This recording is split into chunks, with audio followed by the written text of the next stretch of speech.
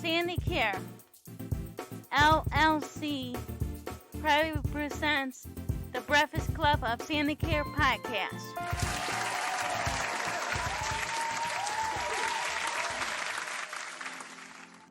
Welcome to the Breakfast Club of Sandy Care podcast. My name is Josh, and I'd like to introduce you to the rest of the Sandy Care Breakfast Club. Hi, I'm Molly. Hi, I'm Seth. Hi, I'm Angelica.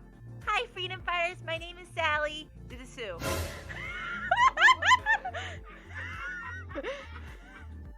Buenos dias. I'm Cameron. Hi, I'm Cameron. Hi, I'm Top of the morning, everybody. This is Marion. Hello. It's in the bedroom. Hi, Jennifer. Introducing Ramon, working with Sandy Care Soundboard. Hello, everybody.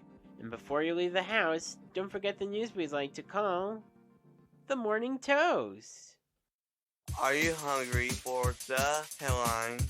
The Breakfast Club of Sandy Care podcast will serve you your morning toast.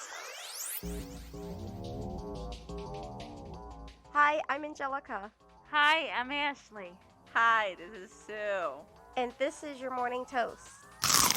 According from nationaldaycalendar.com, on the third Monday in February, the United States celebrates the federal holiday known as President's Day. The day takes place during the birth month of the country's two most prominent presidents, George Washington and Abraham Lincoln. While the day once only honored President George Washington on his birthday, February 22nd, the day now never lands on a single president's birthday.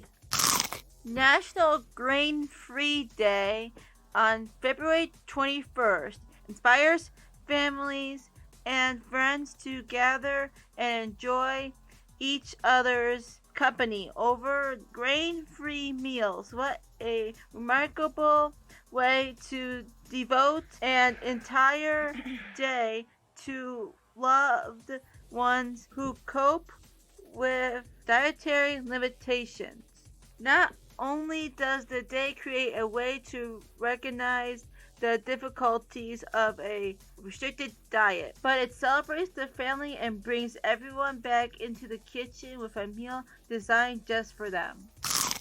National Sticky Bun Day on February 21st recognizes a delicious pastry that comes rolled up and dripping with a sweet sugary topping. They're perfect with a hot cup of coffee in the morning or as an after dinner sweet. How do you like your sticky buns? I used to eat sticky buns with coffee. I also eat sticky buns with my coffee as well. My dad drink coffee and ice cream too. Sometimes I try to. With the sticky bun. Stinkle, yeah. Oh, okay. I eat sticky buns with hot chocolate. On this day,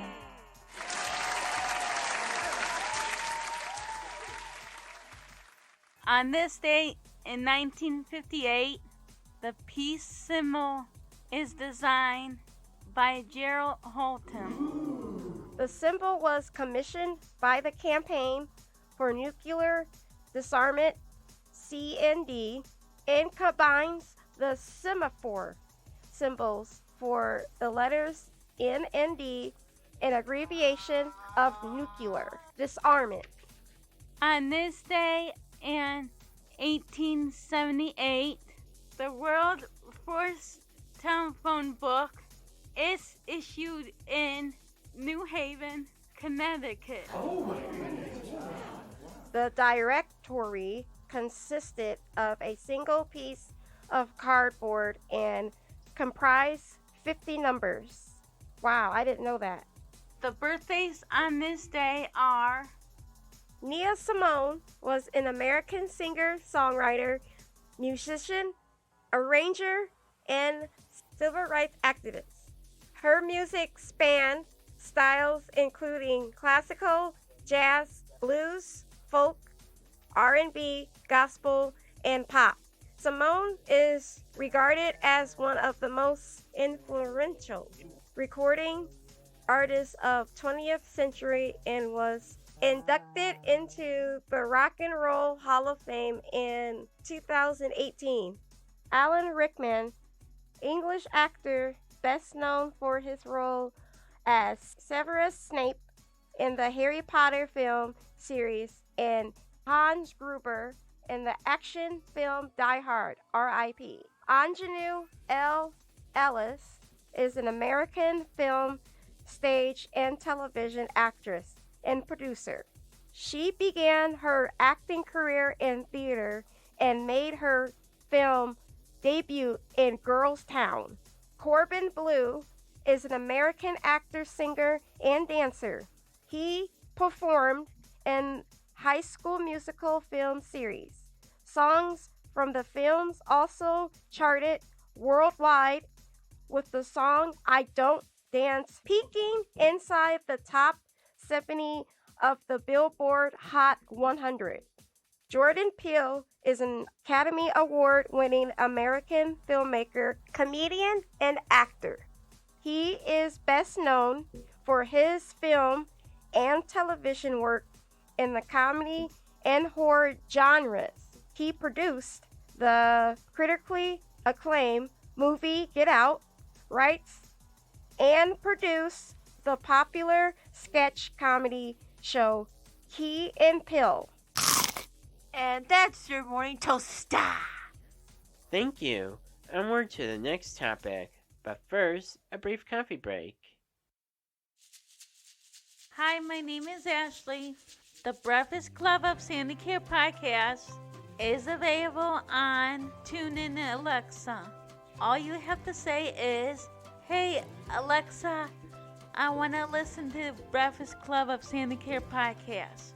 Playing the Breakfast Club of Sandicare podcast. Hi, I'm Molly, and you listen to Sandy Care Radio. Hi, Seth. Like us on Facebook at Think Care LLC. Hi, I'm Samantha. Follow us on Twitter at Sandcare LLC.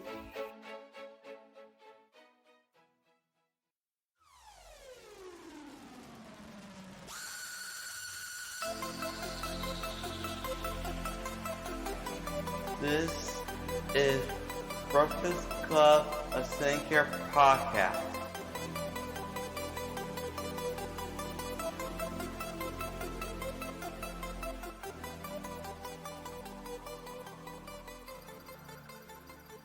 Laser eye surgery, the home alarm system, the super soaker, the blood mobile, the mailbox. These are just a few of some of the things African American invented that we have honored in previous podcast episodes during Black History Month. We will continue to do so as we honor more African American inventors, innovators, and those who continue to inspire. Joseph Richard Winters, born on August 29, 1824 to November 29, 1916, was an African American abolitionist and inventor who, on May 7, 1878, received U.S. patent number 203,517 for a wagon-mounted fire escape ladder. Why did Joseph Winters invent the fire escape ladder? In the 1870s, as buildings became taller, Winters noticed that firemen had to take ladders off of their horse-drawn wagons to climb to windows, rescue people, and spray water on fires. He thought they should have ladders that they could raise that were already mounted on fire wagons. The baby carriage was invented in 1733 by English architect William Kent. It was basically a child's version of a horse-drawn carriage. The invention would become popular with upper-class families. On June 18, 1889, African American inventor William H. Richardson patented an improvement to the baby carriage in the United States. It is a U.S. patent number 405,600. Why did William Richardson invent the baby buggy? He invented it so the bassinet could face the opposite way as well. He fixed the axles on the wheels so they could be more mobile. His new invention with wheels were allowed to move into smaller spaces with less trouble, allowing the front wheels to move 360 degrees.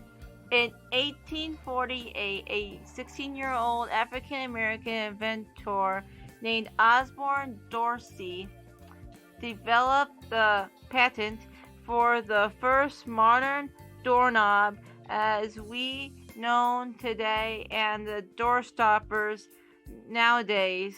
Doorknobs and door handles are a vital part of modern interior and exterior design, and it's hard to imagine life without them. Not much is known about Osborne and his origins. George Washington Carver, born 1864 and 1943.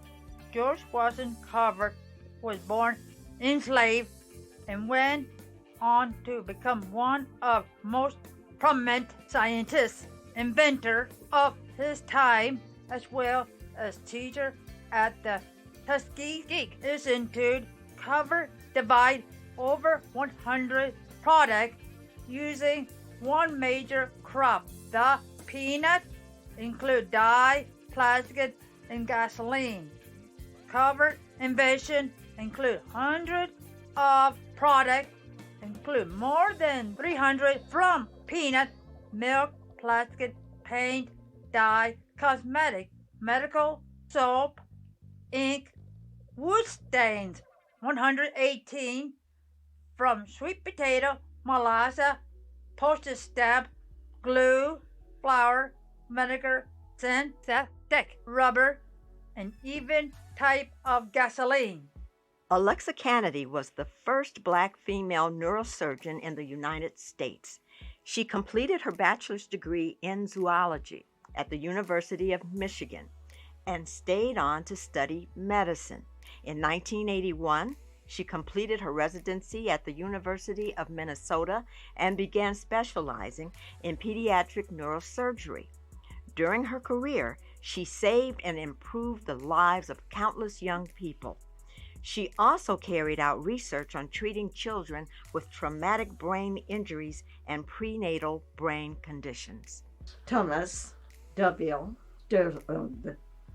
The map is a patent invention that is part of Sophie's history, as well as the evolution of house wheels.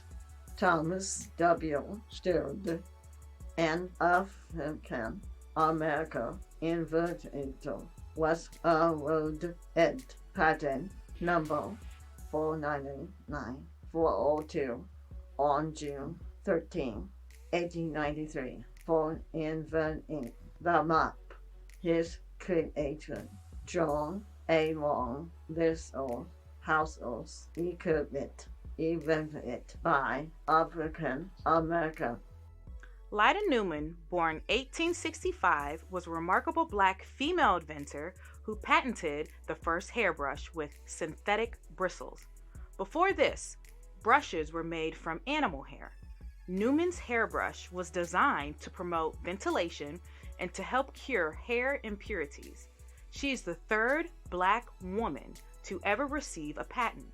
She is also known for her activism in the women's voting rights movement of the early 20th century. William B. Purvis, born August 12, 1838, died August 10, 1914, was an African-American inventor who decided to make a better mousetrap. Mr. Purvis turned reality upside down when he invented what is now known as the fountain pen. On January 7, 1890, William B. Purvis received a patent for the mountain pen.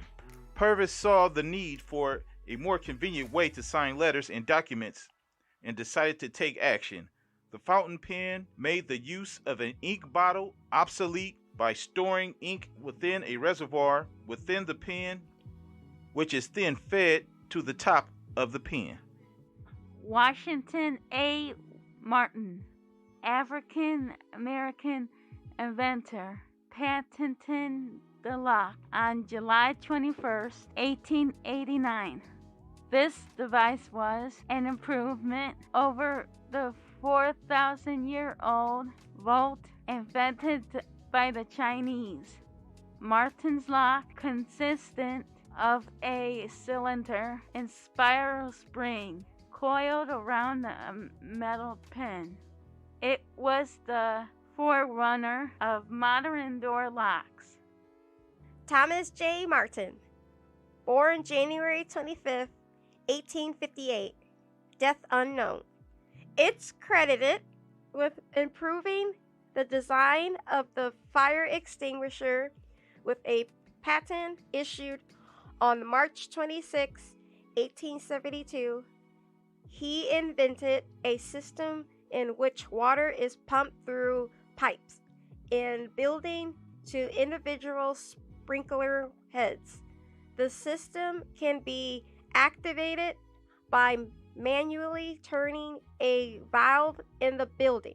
Another inventor, Thomas J. Marshall's, improved on the fire extinguishing sprinkler system has been in use in the United States since 1874. It was commonly used in large factories as an effective means of putting out large, potentially catastrophic fires.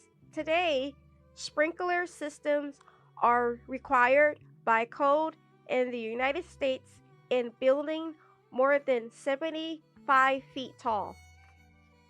George Franklin Grant, born on September 15, 1846 through August 21, 1910, was the first African American professor at Harvard.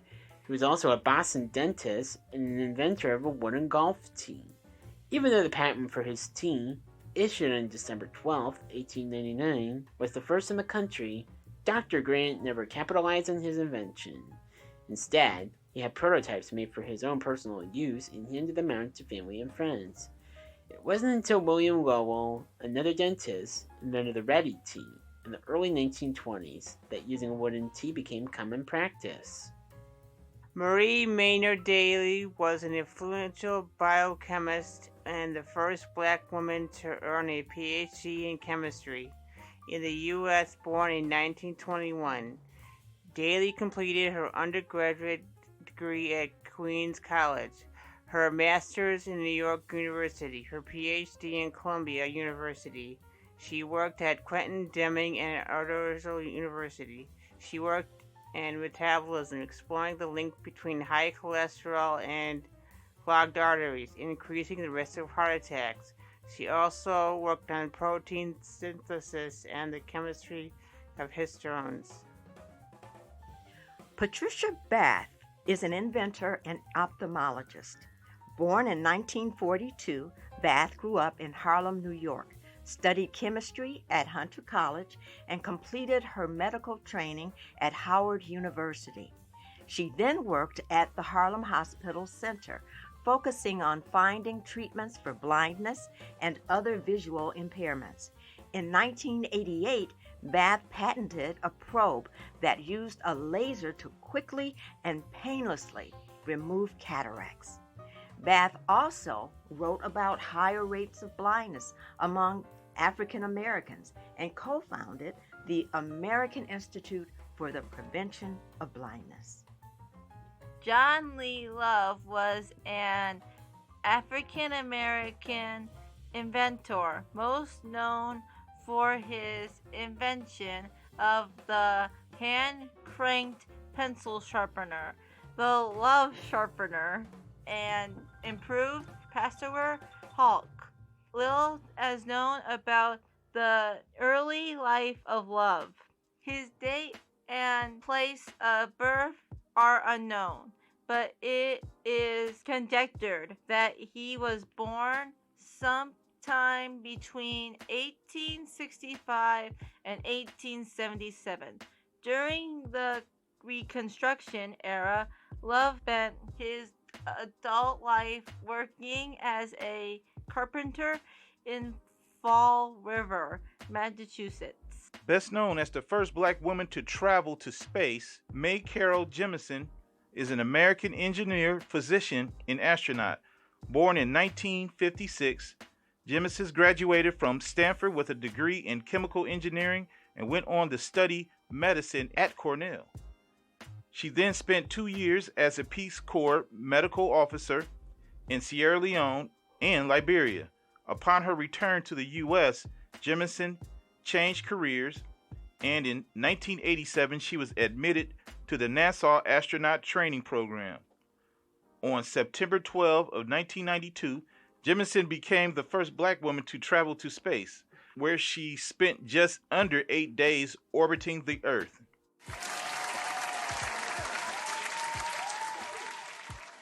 The Sandy Care Breakfast Club will return after this brief coffee break. Hi, I'm Darren. 1, 2, get on. Perfect.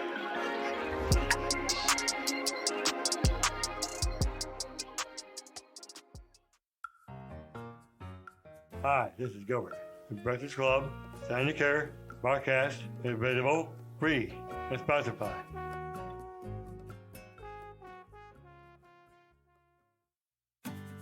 Hi, this is Josh. Did you know that you can stream the Breakfast Club of Sandy Care podcast episodes on YouTube? Well, now's your chance. Subscribe today to keep up with us, the Breakfast Club of Sandy Care podcast. Don't forget to hit the bell for notifications on new Breakfast Club of Sandy Care podcast episodes. Thanks for listening and watching too.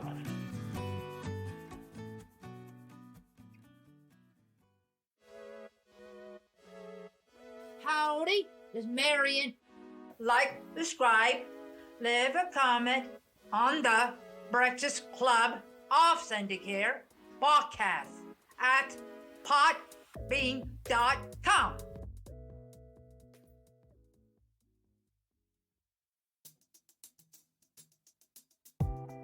Hello, Jennifer. You're listening to Syndicare Radio. This concludes this episode of the Breakfast Club of Sandy Care podcast. We will now leave you with an inspirational quote. I can't accept failure. Everyone fails at something, but I can't accept not trying. Michael Jordan. Bye, everybody. I'm going to the future now. This is Marianne. Goodbye, Cameron. Bye. Goodbye. Bye. Bye-bye.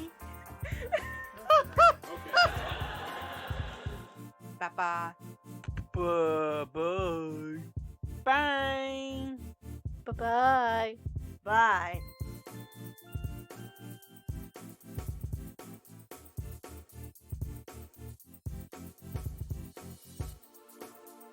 Sandy Care is a proud member of the Wadsworth Area Chamber of Commerce.